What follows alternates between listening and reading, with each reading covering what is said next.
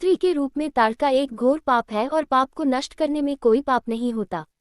हे राम, तुम इस पापिनी का संहार कर दो। प्रातःकाल स्नान संध्योपासनादि कार्यों से निवृत्त होकर राम और लक्ष्मण गुरु विश्वामित्र के साथ सरिता तट पर पहुंचे। एक वनवासी मुनि ने विश्वामित्र के साथ 2 सुकुमार बालकों को देखा तथा उनका परिचय प्राप्त कर वे एक छोटी सी सुंदर नौक ले आए और विश्वामित्र से बोले, हे मुनिराज, आप इन राजकुमारों के साथ इस नौक पर बैठकर सरिता पार कर लीजिए। विश्वामित्र जी ने उस मुनि को धन्यवाद दिया और राम तथा लक्ष्मण के साथ नौक पर सवार हो गए। इस प्रकार वे सागर से मिलन की आतुरता में कलकलनाद के साथ दौड़ती जा रही उस नदी को पार कर गए।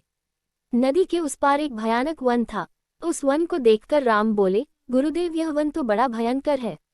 सभी ओर से सिंह, व्याघ्र आदि हिंसक पशुओं के दहाड़ने और हाथियों के चिंघाड़ने की ध्वनि आ रही है। जंगली सुअर, भालू, वन भैंसे आदि वन्य प्राणी भ्रमण करते दृष्टिगत हो रहे हैं। वृक्षों की सघनता के कारण सूर्य का प्रकाश इस वन के भीतर घुसने का साहस नहीं कर पा रहा है और इसी कारणवश चारों ओर अंधकार हो रहा है। इस अति दुर्गम वन का क्या नाम है?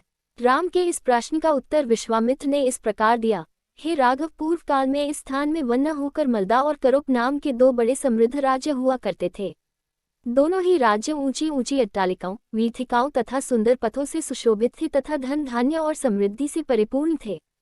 दूर दूर के व्यापारी यहाँ पर व्यापार करने आया करते थे, किंतु ताड़का नामक एक यक्षकन्या ने उन दोनों राज्यों का विनाश कर दिया। ऋषि विश्वामित्र ने आगे बताया, ताड़का कोई साधारण स्त्री न होकर सुन नाम के राक्षस की पत्नी और मारीच नामक राक्षस की माता है।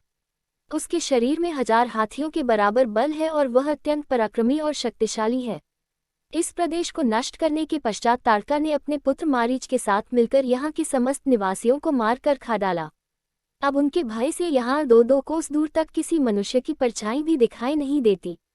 भूलवश यदि कोई यहाँ आ भी जाए तो जीवित नहीं लौट पाता। उसी ताड़का का संहार करने के लिए ही मैं तुम्हें यहाँ लाया हूँ। राम ने आश्चर्य से पूछा, गुरुदेव, स्त्रियां तो कोमल और दुर्बल होती हैं, फिर ताड़का में 1000 हाथियों का बल कैसे आ गया? ऐसा प्रतीत होता है कि अवश्य कुछ न कुछ रहस्य है। विश्वामित्र बोले, वत्स, तुम्हारा कथन सत्य है और वास्तव में इसके पीछे एक रहस्य है। सुकेतु नाम का एक अत्यंत बलवान यक्ष था। वह संतानहीन था, अतः संतान प्राप्ति के उद्देश्य से उसने ब्रह्मा जी की कठोर तपस्या की।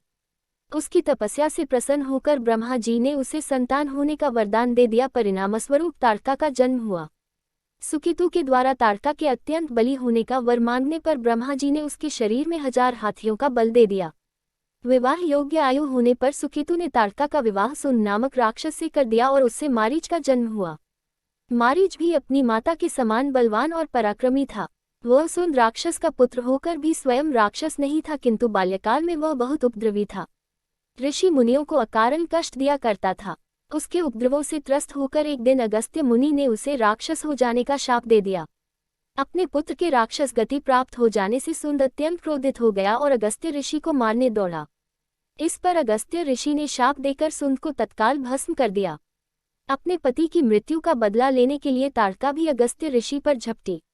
इस पर अगस्त्य ऋषि ने शाप देकर ताड़का के सौंदर्य को नष्ट कर दिया और वह अत्यंत कुरूप हो गई। अपनी कुरूपता को देखकर और अपने पति की मृत्यु का बदला लेने के लिए ताड़का ने अगस्त्य मुनि के आश्रम को नष्ट करने का संकल्प किया है। अतः हे राम, मैं तुम्हें आज्ञा देता हूँ कि तुम ताड़का का वध करो। तुम्हारे अतिरिक्त इसका वध कोई भी नहीं कर सकता। अपने मन से यह विचार निकाल दो कि यह स्त्री है और स्त्री का वध मैं कैसे करूं। स्त्री के रूप में यह एक घोर पाप है और पाप को नष्ट करने में कोई पाप नहीं होता। समस्त संशय को त्याग कर मेरी आज्ञा से तुम इस पापिनी का संहार कर दो। राम ने कहा, गुरुदेव, आपकी आज्ञा मुझे शिरोधार्य है। समस्त मानवों के कल्याण के लिए मैं अवश्य ही ताड़का का वध करूंगा। इतना कहकर राम ने अपने धनुष पर बाण रखकर उसकी प्रत्यंचा को कान तक खींचकर भयंकर टंकार किया। टंकार से उत्पन्न ध्वनि से समस्त वन प्रांत गुंजायमान हो उठा। वन्य प्राणी भयभीत होकर इधर उधर भागने लगे। इस प्रकार की अप्रत्याशित खलबली मची देखकर ताड़का क्रोध से भर उठी। धनुष ताने राम को देखते ही इस विचार से कि कोई अपरिचित कुमार उसके साम्राज्य पर आधिपत्य करना चाहता है, वह क्रोध से पागल हो गई। राम पर आक्रमण करने के लिए वह तीव्र गति से उन पर झपटी। ताड़का को अपनी ओर आते देखकर राम ने लक्ष्मण से कहा, हे सौमित्र, ताड़ के वृक्ष जैसी विशाल और विकराल मुख वाली इस राक्षसी का शरीर कितना कुरूप है। इसकी मुख मुद्रा देखकर ही प्रतीत होता है कि यह बड़ी हिंसक है और निरीह प्राणियों की हत्या करके उनका रक्तपान करने में इसे बहुत आनंद आता होगा। तुम एक तरफ सावधान होकर खड़े हो जाओ और देखो कि कैसे इसे मैं अभी यमलोक भेजता हूँ।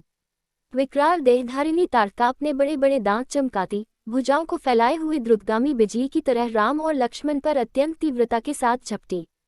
राम इस भयंकर आक्रमण के लिए पहले से ही तत्पर थे। उन्होंने तीक्ष्ण बाण चलाकर उसके हृदय को छलनी कर दिया।